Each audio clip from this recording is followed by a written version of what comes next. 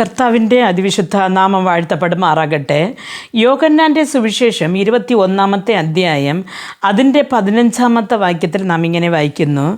അവർ പ്രാതൽ കഴിച്ച ശേഷം യേശു സീമോൻ പത്രോസിനോട്, യോഹന്നാൻ്റെ മകനായ സീമോനെ, നീ ഇവരിൽ അധികമായി എന്നെ സ്നേഹിക്കുന്നുവോ എന്ന് ചോദിച്ചു. അതിന് അവൻ, ഓ കർത്താവേ, എനിക്ക് നിന്നോട് പ്രിയമുണ്ട് എന്ന് നീ അറിയുന്നു അല്ലോ എന്ന് പറഞ്ഞു. എൻ്റെ കുഞ്ഞാടുകളെ മേയ്ക്കുക എന്ന് അവനോട് പറഞ്ഞു. പ്രിയ ദൈവമക്കളെ, നാം ഇന്നലെ പഠിച്ചു, ഈ ശിഷ്യന്മാർ ഇനി ഇങ്ങനെ ഇരുന്നാൽ പറ്റത്തില്ല, നമ്മുടെ ഉപജീവനത്തിന് എന്തെങ്കിലും കണ്ടെത്തണമെന്ന് പറഞ്ഞ് നേരെ അവർ പോയത് വേണ്ടെന്ന് കളഞ്ഞ മീൻപിടുത്തം ചെയ്യാനാണ്.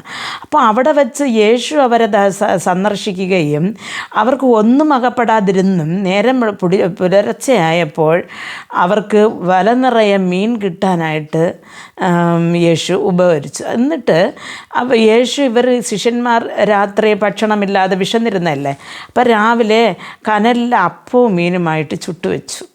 അപ്പം ഇത് കണ്ടപ്പോൾ ശിഷ്യന്മാർക്ക് മനസ്സിലായി യേശു തന്നെയാണെന്ന്. അവർ ഒന്നും മിണ്ടാതെ എന്തൊക്കെ പറഞ്ഞോ അതൊക്കെ അനുസരിച്ചു. അങ്ങനെ ഇവർ പ്രാതൽ കഴിച്ച ശേഷം എന്ന് പറയുന്നത്. അപ്പം യേശു ക്രിസ്തു വച്ചിരുന്ന ആഹാരത്തെ കഴിച്ചതിന് ശേഷം യേശു പത്രോസിനോട് ചോദിക്കുകയാണ്, യോഹന്നാൻ്റെ മകനായ പത്രോസേ, ഇവരിലെല്ലാവരെക്കാളും നീ എന്നെ സ്നേഹിക്കുന്നു എന്ന്.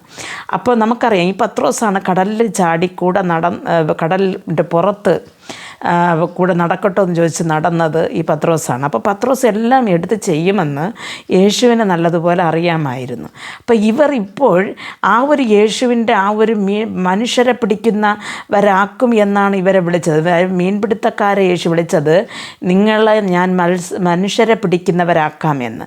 പക്ഷെ അതൊക്കെ മറന്നിട്ടാണ് അവർ പോയത്. പ്രിയ ദൈവവേദന, യേശു അവരോട് പറയുകയാണ്, അവനോട് ചോദിക്കുകയാണ്, ഇവരിലെല്ലാവരെക്കാളും നീ എന്നെ സ്നേഹിക്കുന്നു എന്ന്, എന്നാൽ എൻ്റെ കുഞ്ഞാടുകൾ മേയ്ക്കായെന്ന്. പ്രിയ ദൈവപൈതലെ, യേശുവിനെ അറിയാതെ വഴിതെറ്റി കൂട്ടം തെറ്റി നടക്കുന്ന ആ മനുഷ്യ ജീവിതങ്ങളെ യേശു വിളിക്കുന്നത് എൻ്റെ കുഞ്ഞാടുകൾ എന്നാണ്.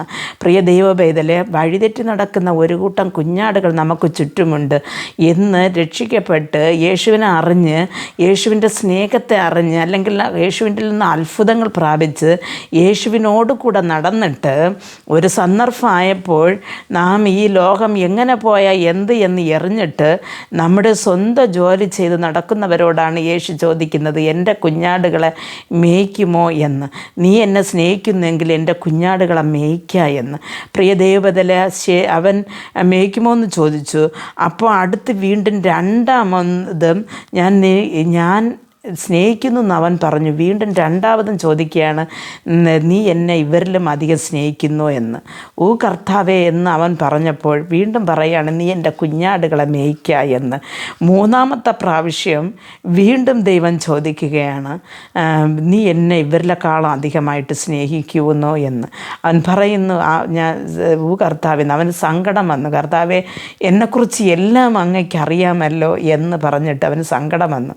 അപ്പോൾ വീണ്ടും യേശു പറയുകയാണ്, എൻ്റെ കുഞ്ഞാടുകളെ മേയ്ക്കുക എന്ന്. പ്രിയ ദൈവ പൈതലെ, നിനക്ക് പാടുവാൻ കഴിവ് കാണും, വചനം പറയുവാൻ കഴിവ് കാണും, ബൈബിൾ വായിക്കുവാൻ കഴിവ് കാണും.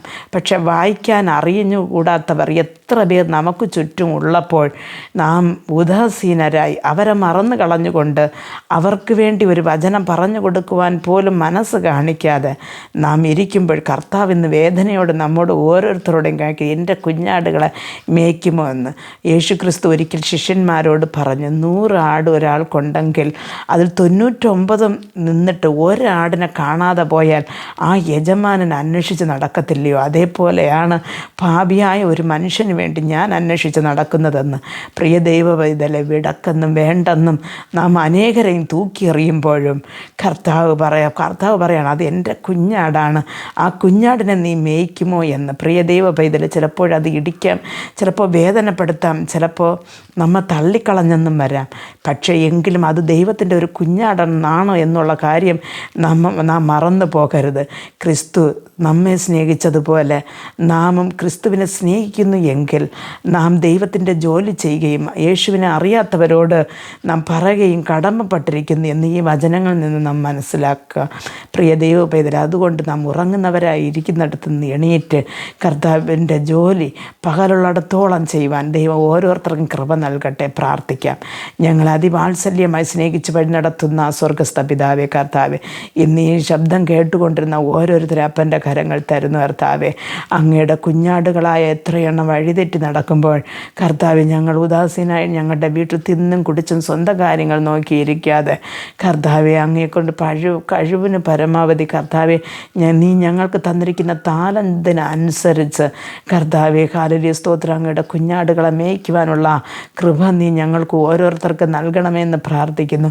ഒരു വ്യക്തി പോലും മാനസാന്തരപ്പെടാതെയോ ദൈവമേ, അല്ലെങ്കിൽ ദൈവമേ നശിച്ചോ പോകാതെ കർത്താവേ, അങ്ങയുടെ വരവിൽ കർത്താവേ, പ്രത്യാശയോടെ അങ്ങയുടെ ശബ്ദം കേട്ട് അങ്ങയുടെ രാജ്യത്തിൽ വന്നു ചേരുവാൻ ഓരോരുത്തരെയും കരം പിടിച്ച് നടത്തണമെന്ന് പ്രാർത്ഥിക്കുന്നു.